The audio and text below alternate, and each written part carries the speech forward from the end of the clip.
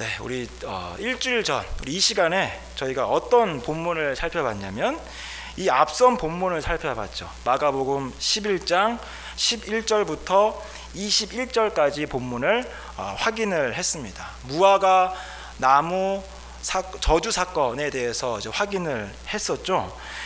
이 무화과 나무 저주 사건만 똑 떼놓고 보면은 잘 이해가 안 됐지만 성전 청결 사건과 함께 이렇게 살펴보니까 그 무화과 나무 저주 사건의 핵심이 명확히 드러난 것을 확인을 했습니다. 그것은 뭐였냐면 이스라엘 백성들은 모든 그 구약의 예언과 또 구약의 예표, 이 모든 구약의 약속들을 이루신 예수님께서 이 신약 시대에 자기들의 눈앞에 예수님이 왔음에도 불구하고 구약의 실체이신 모든 것을 완성하신 예수님을 알아보는 그 믿음을, 그 열매를 맺지 못했습니다. 마치 무엇과 같냐면 무화과 나무가 마땅히 맺어야 할 열매가 없었던 것처럼 그랬죠. 이것을 비유하시기 위해서 예수님께서 앞으로 되어질 일을 또 말씀하시기 위해서 무화과 나무 저주 사건을 사용해서 우리에게 어떤 메시지를 주시는 거죠. 그건 뭐냐면 무화과 나무가 열매를 맺어야 되는데 맺지 못해서 말라 죽는 것처럼 너희도, 이스라엘 백성들 너희도 마땅히 너희들이 맺어야 할 열매, 구약의 실체이신 예수님을 알아보는 그 예수님을 믿는 그 믿음이라는 열매를 맺지 못하면 무화과 나무가 죽는 것처럼 너희들도 하나님으로부터 끊어질 것이다. 이게 무화과 나무 사건의 핵심이었습니다. 아마 다 기억이 나실 텐데 이 본문을 우리가 살펴본 이유는 뭐냐면 오늘 이 22절부터 24절까지의 본문을 우리가 알기 위해서 사실 이 11절, 21절을 확인했던 거죠. 오늘 읽은 본문 22절을 보면 하나님을 믿으라. 왜 이것을 우리가 알려고 했었냐면 능력 있는 기도를 하기 위해서, 그러려면은 하나님을 믿는 믿음을 가지고 기도해야 되는데 그 믿음이라는 것의 정체가 무엇인가, 그것을 알기 위해서 22절 전 본문을 확인을 했습니다. 사실 아마 이따가 결론을 들으시면 결론은 결론 자체만 놓고 본다면 쉽게가 이해되실 텐데 그런 결론이 도출하기까지 사실 제가 이 본문 때문에 좀 힘들었습니다. 그러니까 좀 나름대로 22절, 24절을 좀 알기 위해서 이것저것 찾아보고 생각해보고 했는데 나름대로 꽤 어려웠습니다. 어려웠지만 아무튼 그 결론이 나왔고 그 결론이 무엇인가 오늘 한번 좀 함께 살펴보면 좋을 것 같습니다. 지난주에 살펴본 이 11절, 21절의 내용들을 다시 한번 떠올려 보시면 한번 이런 내용이죠. 너희들이 마땅한 열매를 맺어라. 예수님을 알아보는 그 믿음의 열매를 맺어라. 그것이 지난 본문의 핵심이었습니다. 그러면 지난 본문에서 너희들이 그런 열매를 맺어라 라고 얘기하면 그럼 그 본문 뒤에 나오게 될 본문의 내용으로 자연스러운 것은 뭐냐면 이런 거죠. 너희들이 그 열매를 맺어야 됐는데 못 맺었으니까 이제는 너희들이 그 합당한 열매를 맺으라 라는 그런 내용이 지난주 본문 11절부터 21절 뒤에 나오는 것이 자연스럽습니다.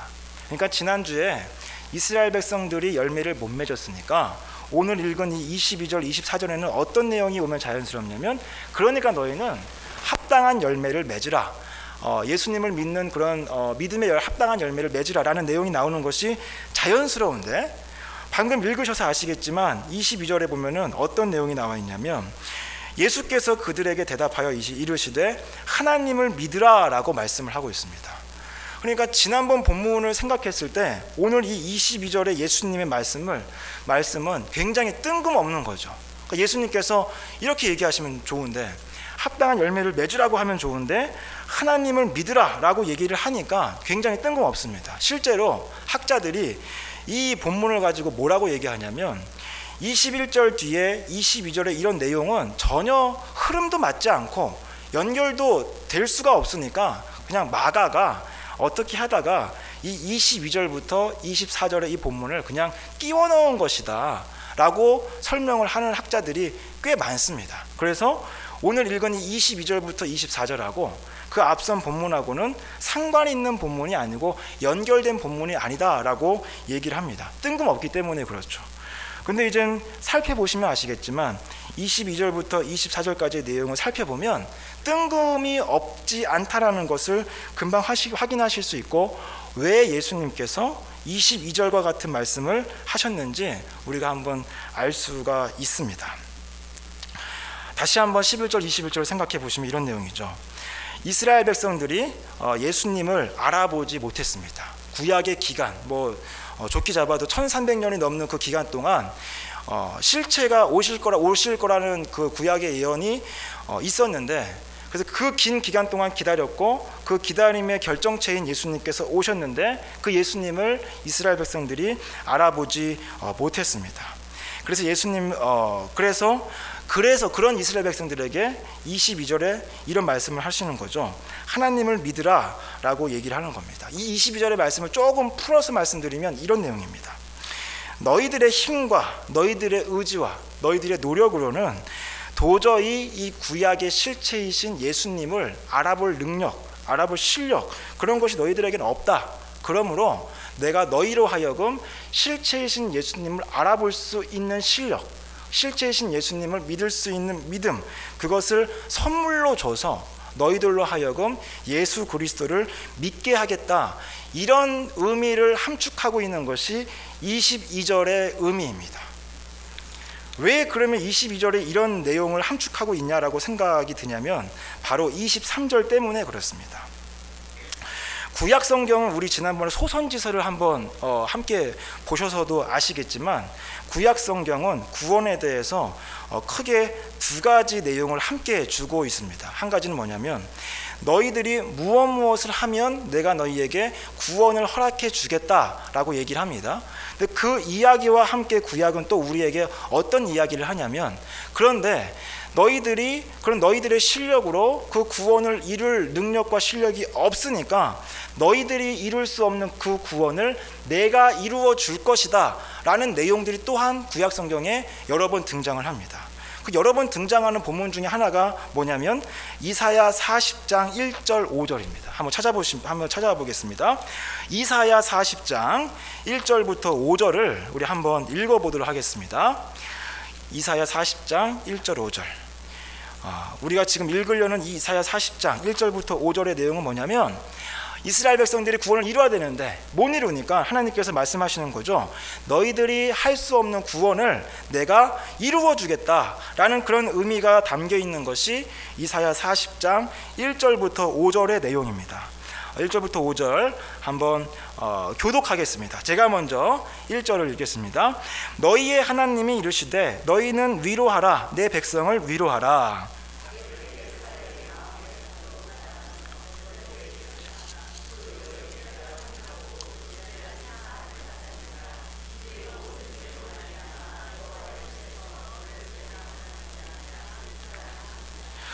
외치는 자의 소리여 이르되 너희는 광야에서 여호와의 길을 예비하라, 사막에서 우리 하나님의 대로를 평탄하게 하라.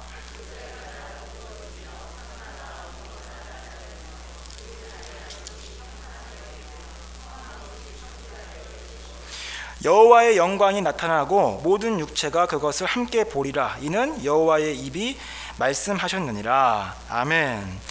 방금 읽으신 이 본문의 내용은 뭐냐면 바벨론 포로로 끌려간 이스라엘 백성들이 다시 이스라엘로 돌아올 것이다 라는 그런 예언을 하고 있는 본문입니다. 그러니까 70년 동안 이제 바벨론의 포로로 잡혀 있고 이제 70년이 지나면 올 텐데, 그 돌아오는 길이 굉장히 험악합니다. 너무나 험해서 아마 그 포로에서 돌아올 수 없을 것이라고 생각하는데, 그런 돌아오는 길에 대해서 하나님께서 뭐라고 말씀하시냐면 3절부터 5절에 그 도두어져 있는 그 골짜기마다, 그리고 또 산마다 언덕마다 평탄하게 하고 낮게 해가지고 그 길로 너희들이 이스라엘로 돌아올 수 있는 길로 만들어서 꼭 돌아오게 하겠다라고 얘기하는 말씀이 40장 1절부터 5절의 말씀입니다. 근데 동시에 또 이 본문은 또 한 가지 의미를 가지고 있는데, 그것은 뭐냐면 예수 그리스도를 통한 구원에 대해서도 함께 얘기를 하고 있습니다. 여기서 지금 2절에 보면은 포로가 나오는데, 바벨론의 포로일 수도 있지만 또 동시에 무슨 포로냐면 죄의 포로로 잡혀져 있는 모든 인류의 상태를 얘기를 하는 겁니다. 그러니까 죄의 포로로 잡혀 있는데, 그런 죄의 포로로 잡혀 있는 너희가 하나님께로 나올 수 있는, 구원으로 이룰 수 있는 그 길은 골짜기가 높아져 있고 산과 언덕이 이렇게 있어가지고 죄의 포로로 잡혀 있는 너희는 그 구원에 절대로 이룰 수가 없다. 그 길은 골짜기와 산과 언덕들이 막고 있기 때문이다.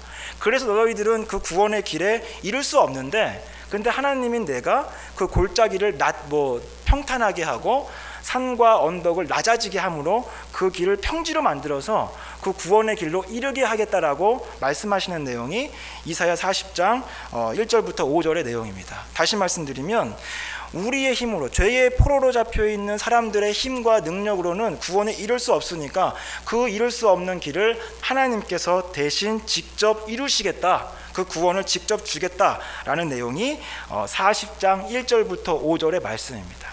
근데 이 이미지가 무엇과 같냐면, 다시 마가복음 11장으로 돌아오시면 23절의 이미지와 비슷하다라는 것을 확인을 할 수 있습니다. 마가복음 11장 23절을 보면 이렇게 말씀하고 있죠. 내가 진실로 너희에게 이르노니 누구든지 이 산더러 들리어 바다에 던져지라 하며 그 말하는 것이 이루어질 줄 믿고 마음에 의심하지 아니하면 그대로 되리라. 아멘. 여기 지금 23절에 나와 있는 이 산더러 바다에 빠뜨려지게 하겠다. 이게 뭐냐면 이 산이 지금 가는 길을 가로막고 있습니다. 어떤 사람이 어떤 목적지로 가야 되는데 그 목적지로 가는 길을 산이 막고 있으니까 그 산을 바다에 빠지게 하는 그런 불가능한 것을 가능케 함으로 말미암아 어떤 사람을 목적지로 도달하게 하겠다.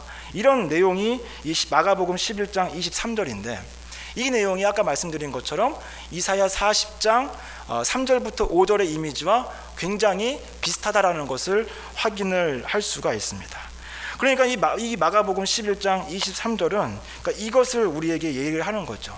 너희들의 실력으로, 능력으로 이룰 수 없는, 다다를 수 없는 그 구원, 예수 그리스도를 믿는 믿음으로 인한 그 구원을 너희가 할 수 없으니까 하나님께서 그 믿는 믿음을 선물로 주어서 너희로 믿도록 해서 너희로 하여금 구원을 받게 하실 것이다 라는 것을 22절부터 23절까지 말씀을 하고 있다라고 얘기를 할 수 있는 것이죠.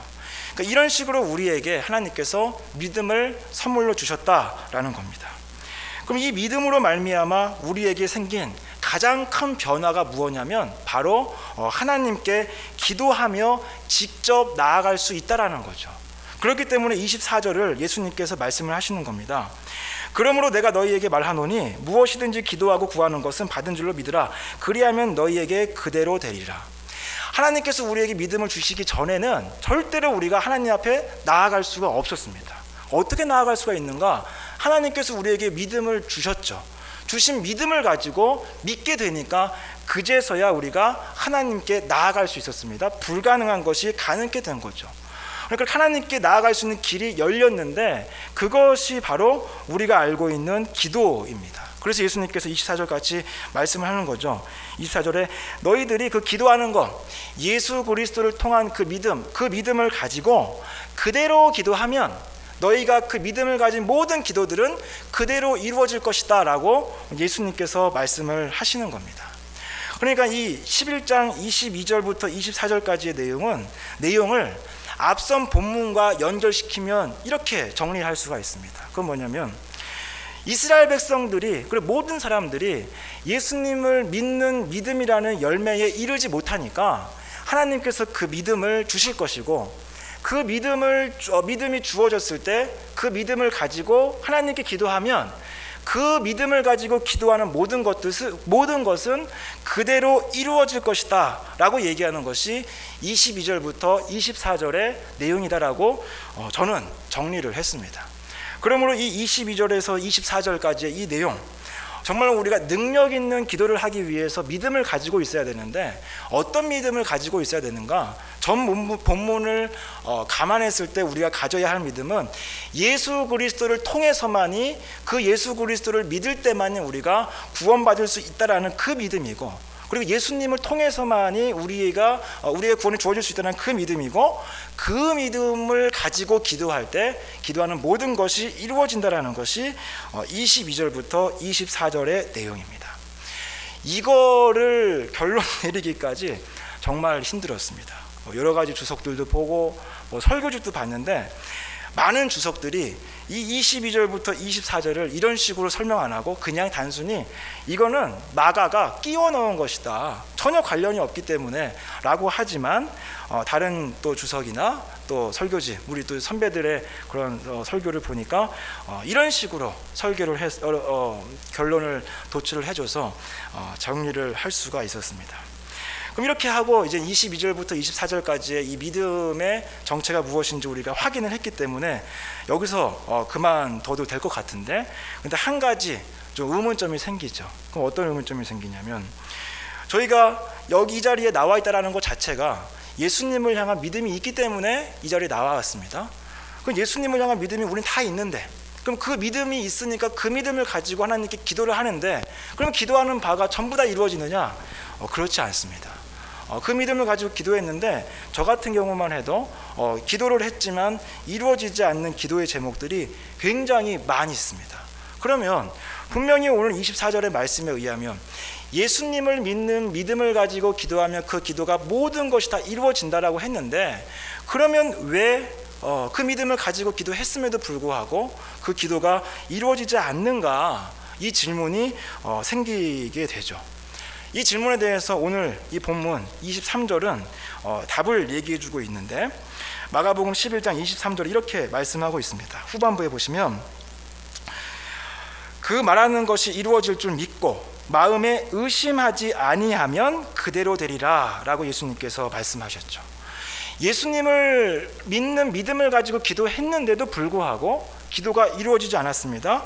그 이유가 23절은 뭐라고 했냐면, 너희가 의심했기 때문에 그렇다라고 얘기를 하고 있습니다. 의심했기 때문에, 전적으로 신뢰하지 못했기 때문에, 하나님을 믿지 않았기 때문에 너희가 기도한 바를 온전히 다 이룰 수가 없다라고 오늘 본문이 얘기를 하고 있습니다. 그러면 여기서 말씀하고 있는 예수님께서 말씀하신 이 의심하는 것이 도대체 무엇인가, 저는 이게 또 궁금해가지고 좀 찾아보았는데, 우리 함께 찾아보시겠습니다. 마태복음 14장으로 한번 가주십시오. 마태복음 14장. 여기서 그 의심한다라는, 예수님께서 말씀하신 이 의심한다라는 게 무엇인가를 알아야지만 우리가 이제 그 의심을 버리고 진짜 믿음을 가지고 기도를 할 수 있기 때문에 그 의심하는 바가 무엇인지를 살펴보겠습니다. 마태복음 14장 25절부터 32절까지 말씀입니다. 마태복음 14장 25절부터 32절까지 말씀을 한번 교독하겠습니다. 제가 먼저 25절을 읽겠습니다. 밤 사경에 예수께서 바다 위로 걸어서 제자들에게 오시니,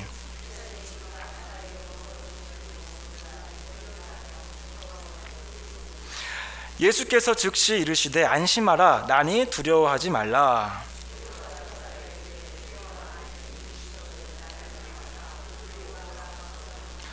오라 하시니 베드로가 배에서 내려 물 위로 걸어서 예수께로 가되,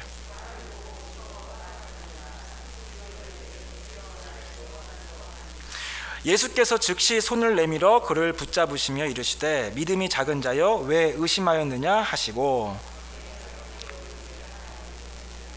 아멘. 네, 이 본문에서 마가복음 11장의 23절에 나와 있는 그 의심하는 것이 무엇인지 본문이 잘 설명을 해주고 있습니다. 오병이어 사건이 일어난 뒤에 일어난 사건이죠. 오병이어 사건이 일어나고 예수님께서 제자들을 먼저 배를 태워서 바다 반대편으로 보내셨습니다.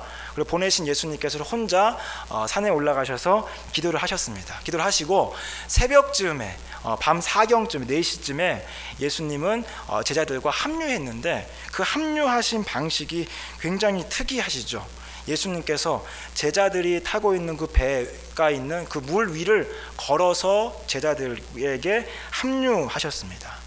그러니까 지금 제자들의 눈에 비친 모습은 뭐냐면, 풍랑이 있는 바다 파도 가운데서 예수님이 물 위를 걷는 그 모습을 제자들이 본 것이죠. 그 이미지를 통해서 예수님은 제자들에게 어떤 것을 보여주신 것이냐면 믿음의 대상이 누구신지를 다시 한번 보여주셨습니다. 믿음의 대상, 그 초월적인 능력을 행하시는 분이 바로 예수님이시고 그 예수님이 하나님이시다라는 그 믿음의 대상을 이 이미지를 통해서 보여주신 거죠. 그리고 물 위를 걷는 그 예수님의 그 믿음의 대상과 함께 또 예수님이 보여주신 건 뭐냐면 믿음의 내용들이 무엇인지도 함께 보여주셨습니다. 그 믿음의 대상을 믿을 때 주어지는 그 믿음의 내용들은 뭐냐면 불가능을 가능케 되는 그런 것들이 믿음의 내용들이다라는 것을 이 물 위를 걷는 예수님의 이미지를 통해서 예수님께서 제자들에게 보여주셨습니다. 이렇게 믿음의 대상과 믿음의 내용이 제자들에게 제시되었을 때 그 반응을 오늘 본문에서 얘기를 하고 있는데, 베드로는 즉각 그 믿음에 대해서 반응했습니다. 사용을 했습니다. 그래서 베드로는 예수님께 뭐라고 말씀했냐면 물 위를 걸으라 하소서라고 얘기를 했습니다. 반면에 다른 제자들은 두려워해서 가만히 있었죠. 그럼 이렇게 생각할 수 있습니다. 시도하지 않는 다른 제자들은 실패를 하지 않았으니까 그 제자들이 옳은가라고 생각을 할 수가 있는데, 하지만 여기서 중요한 것은 뭐냐면 베드로는 결론적으로는 실패했죠. 바다에 빠졌지만, 하지만 그 실패 직전에 베드로는 믿음의 시도에서 성공한 것을 오늘 본문을 통해서 확인할 수 있습니다. 몇 발짝 걸었으니까 성공을 한 거죠. 실패를 했지만 베드로는 믿음의 시도에서 성공을 했습니다. 그러니까 이 사실을 통해서 우리가 한번 생각을 해봐야 될 것이 있죠. 우리가 신앙생활을 할 때 오랫동안 했음에도 불구하고 그 신앙생활에 아무런 변화가 별로 없다라면 우리가 내가 지금 이 본문에서 베드로인가, 내가 이 본문에서 다른 제자들인가를 생각을 해볼 필요가 있습니다. 베드로처럼 어떤 내가 신앙생활을 해감에 있어서 그 신앙에 더 성숙해지기 위해서 뭔가 시도를 한 베드로인가, 아니면은 그냥 아무런 시도도 하지 않고 그냥 가만히 있었던 다른 제자들인가라는 것을 생각해 봐야 된다라는 거죠. 하나님께서 우리에게 주시는 더 깊은 신앙, 더 깊은 신앙의 성숙에 가기 위해서는 오늘 본문에 나오는 이 베드로처럼 뭔가 새로운 것을 하려는 시도, 실패를 두려워하지 말고 변화를 위해서 시도해야 된다라는 것을 이 본문을 통해서 우리가 확인할 수가 있습니다. 항상 우리가 믿음의 시도를 안 하는 것은 아니죠. 하긴 하지만 할 때마다 여지없이 실패하는 적이 너무 더 많습니다. 그러니까 항상 실패를 하니까 어차피 이번에 또 시도해도 또 실패할 거야, 이런 마음으로 시도하지 않는 경우가 있지만, 오늘 이 베드로의 모습처럼 시도를 해서 실패했다 하더라도 실패하기 전에 약간의 성공하는 그런 모습들이 있습니다. 그리고 그 약간의 성공하는 모습들이 있지만 그 성공하는 약간의 모습들이 쌓이면 그것이 우리로 하여금 우리도 모르는 사이에 신앙을 더 자라게 하는 것을 발견할 수가 있습니다. 그러므로 우리 베드로를 볼 때 우리가 생각해야 될 것은 우리가 우리의 신앙 성숙을 위해서 더 예수님을 닮아가고 더 예수님께서 원하시는 그런 수준에 이르기 위해서는 실패를 두려워하지 말고 베드로처럼 실패할지언정 그래도 내가 다시 한번 시도해봐야 되겠다, 이런 생각을 갖는 거 굉장히 중요합니다. 다시 한번 이 베드로의 모습을 좀 본문을 통해서 보시면, 근데 그럼에도 불구하고 베드로가 처음에 몇 발자국을 걸었지만 얼마 못 가서 실패를 했습니다. 왜 그런가 보니까 오늘 본문을 보면 바람을 보고 무서워했다라고 얘기를 하고 있습니다. 여기서 바람의 역할은 뭐냐면 믿음의 시도를 실패하도록 하는 것이 바람, 풍랑의 역할이다라고 얘기를 할 수가 있습니다. 그러니까 우리가 그리스도인으로서 신자로서 살아가려고 할 때, 그래서 믿음의 시도를 하려고 할 때마다 항상 우리 주변에 무엇이 있냐면 바람과 파도가 우리 주변에 있고 또 그것을 항상 마주할 수밖에 없죠. 그리고 그 바람과 풍랑은 우리를 믿음을 흔들고 믿음의 눈으로 세상을 바라보지 못하도록 합니다. 새벽 예배를 드려보셔서 아시겠지만 새벽 예배를 드리면 사실 너무나 좋습니다. 하루의 시작을 기도로 하고 찬양하고 말씀 듣는 이 새벽 예배로 시작을 하면 끝나고 나서 이런 생각이 듭니다. 내가 오늘 이렇게 말씀과 찬양과 기도로 하루를 시작했으니까 오늘 하루만큼은 분명히 하나님 안에서 믿음으로 승리할 수 있을 것이다 라는 그런 확신이 새벽 예배 끝나면 생깁니다. 근데 그런 새벽 예배가 끝나고 이 교회 문 밖을 나선 다음에 집에 가서 핸드폰을 통해서라든지 신문을 펼치는 순간에 그 확신이 완전히 깨지는 것을 아마 경험을 하셨을 겁니다. 신문을 통해서 또 핸드폰을 통해서 여러 가지 소식들을 접하는 순간 우리는 어떤 것이 보이냐면 새벽 예배 드렸던 것은 다 까먹어버리고 현실 세계에 아주 만연해 있는 혼란스러움, 미래에 대한 불확실성, 그로 인한 어떤 불안과 염려와 정말 또 믿음에 대한 회의감까지 생기게 되고 그런 것들이 마음을 덮쳐오는 것을 느낄 수가 있습니다. 새벽 예배를 드렸을 때는 확신에 가득 차 있지만 문 밖을 나서는 순간 그 믿음들이 사라지고 그런 불안과 염려와 회의감이 밀려오는 그것과 오늘 이 베드로가 예수님을 믿고 나아갔을 때 발자국을 떼었지만 그 순간 바다와 파도를 봤을 때 물에 빠지는 그 순간이 너무나 같은 것을 우리가 확인을 할 수 있습니다. 그러면 우리가 한번 생각을 해봐야죠. 이렇게 우리가 확신을 가지고 나아갔지만 그럼에도 불구하고 그 확신을 희미하게 하는 이런 세상의 모습들을 우리가 어떻게 하면 이겨낼 수 있을까? 이것에 대해서 오늘 본문 베드로를 통해서 우리가 알 수가 있습니다. 베드로를 보면은 베드로가 언제 무리를 걸었냐면 베드로가 예수님을 쳐다봤을 때 베드로는 걸을 수가 있었습니다. 그리고 베드로가 언제 빠졌냐면 베드로가 예수님을 보는 것을 멈추고 주위에 있는 바람과 풍랑을 봤을 때 베드로가 물에 빠지는 것을 본문을 통해서 확인을 할 수가 있습니다. 이것을 통해서 우리가 알 수 있는 건 뭐냐면 우리의 믿음이 언제 유지될 수 있는가? 예수님을 바라보면 우리의 믿음이 유지가 되는데 예수님을 보지 않는 그 순간부터 우리 마음속에는 무엇이 생기냐면 불신이 생긴다라는 거죠. 회의감이 생긴다라는 겁니다. 그래서 이 베드로를 통해서 우리가 물에 빠지지 않고 물 위를 계속 걸을 수 있는 능력, 그 믿음의 능력, 믿음을 유지하려면 어떻게 해야 되는가? 믿음의 대상이신 예수 그리스도를 항상 바라보고 있어야 된다라는 것을 알 수가 있습니다. 예수님을 바라보고 있어야 된다라는 말이 의미하는 것처럼 믿음이라는 것은 어떤 면에서 실력이라고 얘기를 할 수 있습니다. 바라보고 있어야만 한다. 우리가 있어야만 하는 거니까 그 믿음은 우리가 실력이라고 얘기를 할 수 있고 그럼 믿음이 실력이라면 그 실력이라는 믿음을 쌓기 위해서 우리는 믿음을 훈련할 필요가 있다라는 것이죠.